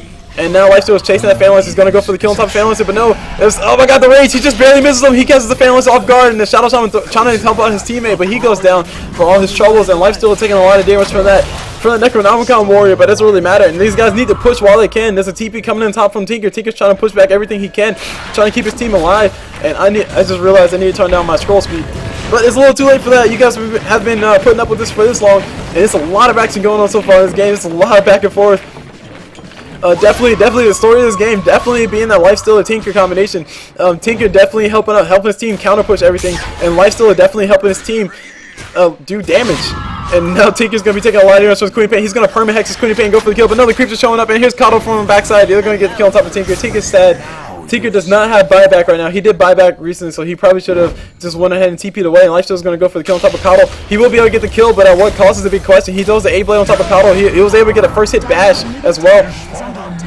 And the rest of, actually no, never mind. The rest of his team is around the corner, so they can keep him alive. And now Dire Structures are fortified. Fenelus is back up in another 40 seconds, so these guys really need to capitalize off this. Queen of Pain almost losing life in that engagement. She did use the Scream earlier. And did she get an Ags is a big question. She did get an Ags, so her Screaming Pain will be up there. Her Screaming Pain was up. Rubik can't steal that if he really wants to. Looks like he doesn't want to. A lot of damage being done back and forth. The racks are finally going. The tower finally goes down. The racks are going down as well. Shadow Shaman comes around the corner. Doesn't matter. Lifesteal is going to just go in and go for the kill. And Rubik steals the wars. Rubik steals the wars. That's not good at all. All Rubik needs is mana. They can push down any tower they want. So Rubik with these wards, he can push down everything. Any tower these guys sees, they can pretty much kill it pretty darn fast. And I'm getting tongue-tied, if you guys couldn't tell. There's a huge creep wave pushing out his bottom tower. These guys will be responding to that soon. Roshan is back out relatively soon, in about 2 minutes. And somebody needs to respond to this creep wave. It'll probably be Tinker. But those are melee creeps, so they will be pushing that lane as hard as possible. They will be tanking up all that damage coming from the other creeps. Speaking of which, there are melee creeps. Sorry, there are mega melee creeps in the middle tower as well. So now the Dire have to worry about that. They're going to go ahead and push this as far forward as they possibly can. And let me take a quick look at the items while I have a little bit of downtime. Shiva's Guard coming up on Queen of Pain. Windrunner has herself a sheep stick like we saw earlier. Man's style up on Phantom so he can make as many illusions as quickly as possible. Necronomicon book level 3 coming up on Shadow Shaman is not there just yet. There's also a hard on Phantom like we stated earlier. Lifesteal built himself an AC. That's a really good item for him. He can attack as fast as crap now. And Rubik is finally starting to get his items. I think he might be building a sheep stick as well. Meanwhile, we got engagement coming on mid. We got Phantom illusions doing a lot of damage to his tower. So they will be dying to the March Machines. And Queen of Pain throws out the Screaming Pain. So that way throws out the ulti. Sorry. This is the Psionic Wave. Throws out the Psionic. That's a stupid name. Queen of Pain throws out the Psionic Wave on top of the Creep Wave so she can kill it instantly. So the next Creep Wave will be able to kill everything. And now Tinker's just waiting, just buying his time. He's going to go ahead and TP down bottom tower. He's going to push as fast as he can. He's going to push as hard as he can. We got Phantom Lancer rotating top, but they have an Observer Ward over here, so Tinker knows what's up. Tinker knows he's in a little bit of trouble. He's going to TP that back to his tower. He's going to find himself a Queen of Pain. Queen of Pain gets sheeped up. She was trying to blink away, and Rubik drops the wards. I don't think that's a good use of wards, but it doesn't really matter. Tinker could not hit the perma stun or perma silence, and Queen of Pain's trying to run away while she can, but there's a Observer Ward up here for the Radiant, and now Queen of Pain's in a lot of trouble. She will be going down, and that's a big blunder by the Queen of Pain. That might be a big kill as well. They really need her to throw her ulti. They need her to throw her CC. Well, not really CC, throw her damage. I really don't think Phantom can do it alone. And now we got a call in coming for Shadow Shaman. Shadow Shaman needs to be down here as well. Shadow Shaman's wards will probably be what leads these guys getting that tower kill. Meanwhile, Phantom is going to go ahead and push on this bottom tower, or push this bottom wave, so that way he'll be pushing all lanes as fast as possible. Tinker blinks, or Tinker TP's up top, so he can do March Machines everywhere. Look at all the machines marching. Look at him go. Look at him go. And there's Observer Ward by the Radiant and Observer Ward by the Dire. That's a really cool Observer Ward. I would not buy that, but it looks cool. I think it's that is Warlock's Ward. But anyway, a lot of illusions coming. You hear all those bounces. A lot of illusions coming from the Phantom Lancer coming through. Rubik still has that Surfing Ward, so he can drop those whenever another big team fight breaks out, which actually be a really good combination. Basically. Actually, I don't know if you can do this, but if you could, it'd be pretty sick. Basically, he throws on the ward and maybe Darkseid can pull him in, or pull everybody into it. But anyway, Tinker's going to be in a little bit of trouble. Tinker's going to turn around and sheep somebody. He's going to try to TP away. He goes up, he does a lot of damage. Lifesteal was here, so he did do a lot of damage. He was here to follow up. A lot of damage being done to the Windrunner, so Windrunner definitely going down. Not good at all. There's a regen rune up here, so somebody can pick that up if they really need to. Tinker might like that if he knew it was up here. And Lifesteal's going to go ahead and continue to push his middle lane. He knows that these guys want to keep everything alive. Windrunner does buy back because she knows that her team needs her to for that shackle shot. And also her team probably wants to push relatively soon, because if this game keeps going on any longer, I think Lifesteal will be pretty much out carrying the Phantom Lancer. Maybe Lifesteal will build a Battle Fairy? I don't know. 60-minute Battle Fairy, next level Dota, right? But anyway, Lifesteal's going to come. Oh, never mind. He has a Maelstrom. Mjolnir, so why get a Battle Fury? Anyway, he finds a World Fan Launcher around the corner. He's going to try to do as much damage as he can. Manta Stomp pop by Fan Launcher. A lot of damage being done. There's a vacuum, beautiful wall. I don't know what's going on. I can't see anything. Lifesteal is taking a lot of damage. He gets forced away by his teammates, and Fan Launcher finally going down. Fan Launcher buys back instantly. Wow. I'm not really sure how I was able to call out what was going on, but just a lot of damage being done back and forth. Fan Launcher did go down. A lot of support coming in from the Radiant side, but they definitely didn't need that. So that's one buyback down. They got to kill him again, and hopefully he doesn't get roached, which he will be. That's a giant pig, which he will be getting roached on. So Roshan will be going to the Fan Launcher. His team is going to go ahead and kill it for him, so that way they can go ahead and smoothly push into everything. And meanwhile, Tinker's going to go ahead and push his middle lane, or push his bottom tower, or push his bottom lane. Jesus. And there's Roshan going down soon. There's Roshan going down. Fan Launcher goes in and picks it up. He picks up Cheese. Why he pick up Cheese? There we go. He picks up the Aegis and he walks away. Cheese goes to Queen of Pain, so Queen of Pain will be able to stay alive. And as far as as far as the gold graph goes, the gold graph is spiking all over the place. Team kill after team kill. That kill on Fan Launcher was huge. As you see, that almost that single kill popped him up a lot. There was also obviously a series of kills that popped him up, but that kill right there, that kill on Fan Launcher was definitely huge. That's 425 gold. That's equivalent to first blood, guys. That's equivalent to first blood that they just got from killing Fan Launcher. There's another instance too when Queen of Pain got a kill on Darkseer, but actually cool. I never actually thought about that. So the gold scales, obviously the gold scales when you the longer the game goes. And this game has been going on for an hour and 2 minutes. Oh god. But anyway, I still don't know who's gonna win. Pretty much the next team to lose a team fight will pretty much be the team that loses. So that's kind of the drawback. I think I talked about this earlier. A push strat versus a carry strat. Carry strat is basically have your carry farm for 40 minutes, and then send your carry versus their carry and see who wins.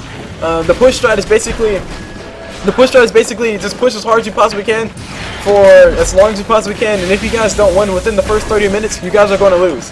That's a pretty given fact, because if you guys can't win, or if you guys can't end the game, like kill the Ancient in the first 30 to 35 minutes, then you guys have lost the game, mainly because your opposition has had a lot of farm around all over the place, and they have also had. Sorry, your opposition has more levels, your opposition has more gold, and your opposition has, well, really, that's really it, bigger items.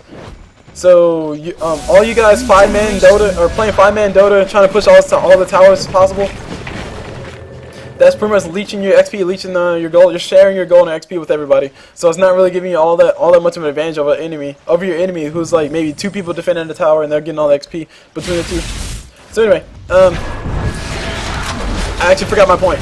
But anyway, so Tinker's going to be up here. Tinker's going to try to do what he can to get away from his fans. The fans are doing a lot of damage. Tinker's trying to stand still. Tinker's trying to dodge. He's going to be going down. Looks like it. He will be. No, he cannot. Tinker going down is pretty huge. He does buy back instantly. I'm going to call that experiment a failure. But anyway, okay, I actually remember my point. My point was, if you play the carry strat, it's kind of unreliable who's going to win. Because if your team is playing that carry versus carry strat, it's pretty much, it all boils down to who loses that team fight. If your team loses the team fight, like your carry gets picked off, and then the team fight happens, so you guys are gonna lose. If you guys just flat out lose the team fight, like all 5 of you guys get wiped, and it's like 50 minutes to the game. One buyback is expensive, and 2, your respawn time is gonna be like for hours. So pretty much that's a set of tower, or maybe that's like all your racks and possibly 2 mid towers before you guys are back alive. So it's a little unreliable because like it's just based on one mistake will definitely determine the game. As opposed to if you go for a push strat, if you go for a push strat, then just you not killing them before the first 30 minutes is up will lose you the game, and it's pretty much determined. I know, that was a little long-winded, but it had to be explained. But anyway, XP graph is scattering all over the place. It's going all over the place. It's in favor of the Radiant at the moment, mainly because Tinker can farm anywhere and everywhere. Shadow Shaman throws out the Necro book so everybody can see where the lifesteal is. Lifesteal sees the Necro units, and there's a pipe thrown on top of everybody. Tinker's perma-rocketing because he sees everybody else on the map. He's going to throw as many rockets as possible. He's going to TP back to base, heal up, and then come back in as fast as possible. Oh, God, huge cuddle wave, hitting everything. And now these guys will be sieging this tower. There's a Manta Style activated by Fan Launcher, so Fan Launcher will be able to kill everything. Lifestealer is picked up, so he can't really do anything. There's a rage thrown by him, and a pause coming from Windward. A very inopportune pause. Why would you pause? There's so much action. Lion saying WTF, bro. And Windward had to pause the game. Apparently she's having some issues, lagged. And now the fight will be breaking out. I don't know which way we're going. Lifesteal try to change targets. There's an ulti thrown on top of Phantom Lancer, but doesn't do any damage. So Lifesteal gets a kill on top of Shadow Shaman. Shadow Shaman went down. Screaming Pain thrown out by Quinty Pain. And there's a Blinding Light thrown on top of Lifesteal. So Lifesteal will be missing all his attacks, but it doesn't matter. He's picked it up at the moment. And there's a Mana Leak thrown on top of somebody. I don't know who it was, but a lot of damage being done back and forth. Kato goes down. Quinty Pain is trying to do what she can, but she can't really do anything. She's dead. She's dead in the water. She doesn't get out now. Meanwhile, Phantom is getting chased. Phantom's getting attacked, and his Aegis is popped. Will he be able to escape? I don't think so. Windrunner is waiting around the corner trying to see if she can go help out. She can throw a shackle on top of Lion, but it's not really going to help out much. Force that forward from the Lifestealer so he can stay alive. He gets surged up so he can stay alive as well. And now Lifestealer can just turn around and try to kill the Phantom Lancer, but I don't think Phantom Lancer has died just yet. Tinker's around the corner. Tinker throws out the Shiva's Guard so everybody can see which one is the real him. A lot of damage being done. Shackle shot, beautiful shackle shot on Windrunner, hitting on 2. And oh my god, so much going on back and forth. Ulti thrown out by Lion on top of Phantom Lancer, but doesn't do all that much damage. Meanwhile, Quinty Pain goes down and Windrunner is turned into a piggy. She can force that herself forward. She gets perma-hexed by the looks of it. And there's a buyback coming in front of Quinty Pain. Phantom Lancer is gonna walk around the corner and push his top tower. Sorry, puts his top creep wave, and now we got a gigantic creep wave coming for the Dire's Rex. Sorry, coming for the Radiant's Rex. And Tinker's gonna go Marching Machine and kill him up. Let's see how long it takes to kill. Let's see. Yeah, Marching Machine does a lot of damage. Look at that, people. Those are mega creeps. Those are freaking mega creeps. But anyway, the team fight did break out. I think obviously the Dire lost in that team fight, but the Radiant are losing precious time to push. Phantom Lancer still being alive is a big thing, is a big deal. That age is definitely paying off, and he does still have buyback as well. So his team can potentially just wait out. The next Aegis will be up in about 5 minutes, and then just go for another. And then just go for another push, and they'll probably win. Tinker's coming around the corner, throws up the Shiva's Guard so he can do a nice little AoE damage to everything, slow everything down. And also, Shiva's Guard has a nice little aura of it. Basically, it slows everybody's attack speed. Was it? Oh no, never mind. That's AC. Never mind. Ignore what I was gonna say, because whatever I was gonna say wasn't true. Carl throws out a wave to try and push out his lane. Now everybody's back alive except for Windrunner. Windrunner will be up in about 14 seconds, well, 10 seconds. And I guess I'll take another look at the items. Quinty Pain still has that cheese. She could have used it to save her life, but it would have been kind of a waste. She was surrounded by everybody, so that was a very smart use on her. Shadow Shaman has that Necro Book level 3, and not really much has changed ever since then. Quinty Pain hasn't built that plate mail into anything. And it's a blink dagger up on Windrunner, so Windrunner's looking to be that initiator for her team. A very late initiator, but still initiator nonetheless. It's a gem up on Darkseer, so Darkseer can see whatever's walking around him. Shiva's Guard on Darkseer as well, so Darkseer has that nice mana regen, or nice mana pool, I mean. And he also has that ability to throw out his stuff as well. Meanwhile, Lifesteal is in a lot of trouble. Lifesteal gets stunned out from the Kato. He gets surged up by the Darkseer, so he's able to make it out alive. And now he needs to go get mana. BKB activated by Tinker. Tinker's trying to go and do all he can, but it doesn't matter. Tinker goes down pretty darn fast, but Rubik's still stunned. Rubik's still to illuminate. He will be able to use those 2 abilities. Actually, no, he won't be able to. That kind of sucks. But anyway, a lot of damage being done back and forth. Tinker being down is huge for these guys. They need Tinker to be alive for these guys to get a kill. Lifesteal is just barely able to make it out alive. He is daggered up. Will he be taking enough damage to die? I don't think so. He's able to stay alive. 15 HP this late into the game. Are you kidding me? So he's able to make it out alive. Double kill on top of the Darkseer. And instant buyback by somebody. I heard somebody buyback. I didn't see who it was. But wait, Phantom Lancer does go down. He does have buyback, so he's gonna wait it out. See if he can wait out. Nope, he's gonna go ahead and buy back. So he can go ahead and push. Quinty Pain does have her cheese, so she can use that to get her mana back, or HP back, but she's probably going to want to use a little bit more mana before. There she goes. She throws out the ulti. She throws out a few attacks. And she'll be popping that cheese soon. There we go. Cheese is popped. And they're going to go for the kill on top of this Darkseer. Darkseer's in a lot of trouble. He can't surge himself up. He gets 4 step forward by the Rubik. Rubik, beautiful save. And Lifesteal's going to go in for the fight. He's trying to do as much damage as he can. A vacuum in from the Darkseer. A lot of damage being done back and forth. But Phantom is ultimately losing out in this fight. He goes down to the Lifestealer. Lifestealer just barely able to get the kill. Darkseer coming in for the point to spot for him. He does have that gem on his person, so he's able to keep everybody alive. Or sorry, keep vision of the Phantom Lancer despite him trying to run away. And the the Radiant, all they have to do now is just push to win, and they'll pretty much win this game. This game is pretty much in the bag. All they have to do, well, like I said, they have to push to win. Make sure this bottom wave doesn't push in too far. I think Tinker will be up. Yeah, Tinker will be up soon enough to deal with that. So that was a pretty hectic fight going back and forth. Lifesteal being out of mana is a really bad thing, but these guys need to push now. So this will be mid-racks and potentially another tower. Shadow Shaman throws out the Serpent Wards to make sure this tower, make sure these guys don't push into this, because that is where they will be rotating to next. Premature Serpent Wards. And Tinker's throwing out a lot of March machines. There's the middle racks going down. There's a siege creep. Oh my god, a huge creep wave coming in from the a huge creep wave coming in for the towers. And this top tower will be going down as well. Phantom is back up another 36 seconds, but it will be a little too late. Rubik does still something. Rubik stills the Illuminate, so he'll be able to throw it out a few times on top of everybody. There goes, he still the Illuminate. He still the Illuminate. I think he stole the ulti version of that, and there's an ulti thrown on top of Kalo. Kalo's taking a lot of damage. He will be going down to the Lifestealer. Lifestealer just doing so much damage. And what's going on outside? Lifestealer's getting killed on top of Shadow Shaman. And now Lifestealer is out of control. So Phantom did have that nice window where he could have killed everything. But I think right now the Dire are in a lot of trouble because Phantom is back up a few seconds. But it doesn't matter. The two towers are going to be getting seized. There's a Fortify thrown out to try to delay everything. At least wait for the Phantom to get alive. But having the Coddle dead and having the Shadow Shaman dead is a really big issue. Lifestealer just doesn't give any cares. He's gonna take the full damage from that Queen of Pain ulti. And there's everything getting thrown out by everybody. Tinker might be in a little bit of trouble, but he does have a Force Staff. He can't Force Staff himself forward. He does Force Staff himself forward, and he TPs away. So now we got a Naked Ancient. We got two set of racks gone, and we got a Naked Ancient, and now we got these guys working on a third set of racks. Tinker has himself a BKB like we saw earlier, but BKB does not protect you from physical damage, which is funny. Anyway, Phantom is taking a lot of damage. Darkseer does have a gym, so they're going to go ahead and go for the Phantom. And Phantom's in a lot of trouble. He will be going down. He gets 8-bladed up. He gets every form of CC possible. He gets thrown on top of him. And he goes down. GG thrown out by the Coddle. These guys know that this game is probably over. GG, well played. Definitely well played indeed. I thought things were going in favor of the Radiant for the longest. Maybe Phantom can backdoor these guys. Now he has to kill his mid tower, so I don't think he can kill him fast enough. This guy's gonna go ahead and farm the Fountain. Lifestealer is piggied up. He's gonna go in the Fountain and go for the kills. He's still in a lot of HP. He gets a triple kill. He will not begin a rampage. Queen of Pain deny him the rampage. Come on, no, he gets 4 stabs in the wrong direction. Almost got a rampage on the Lifestealer. That would have been very cute to see, but no rampage.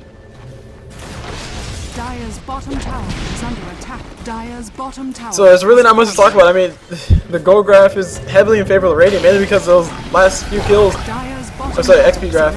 Goal graph, same story. If we take a look at the net worth, I can guarantee that Lifesteal is worth like $1 billion gold. Let's go and take a look at that. Let's see, net worth. Lifesteal is worth. That's a lot of gold. 34,098 gold. Ancient is under attack. Yeah, so that was a pretty long game. I do agree. That was a really good game. A lot of back and forth, a lot of things going on. Some things I missed completely. Something I didn't consider. One thing I definitely didn't consider was actually no, I consider that. Yeah, I consider everything. But anyway. At any rate, that was a very action-packed game. It was a very fun game. This game was sent in by the Tinker, so a big shout out to Cynthia and Bulbasaur for sending this game. This was a very exciting game for me to cast. I was still shocked whenever I saw I think it was Yankee, who was a Phantom Lancer, who played really well on his part. He's like level 99. Actually, I can bring it up here. Let's see, view Dota profile. This guy is level 96 with 992 wins. That's like 800 and something more than my wins. But anyway, that was a very fun game, very interesting, very fun to watch. I really enjoyed casting that game. I'm glad I can cast it. Thank you for sending it in once again, and I don't think there's really much I can say outside of that game lasted an hour long, but it only felt like it lasted like 10 minutes. So my name is Cool Blues, but you guys viewer replay cast number 12, I think. Is it number 12? Let me check.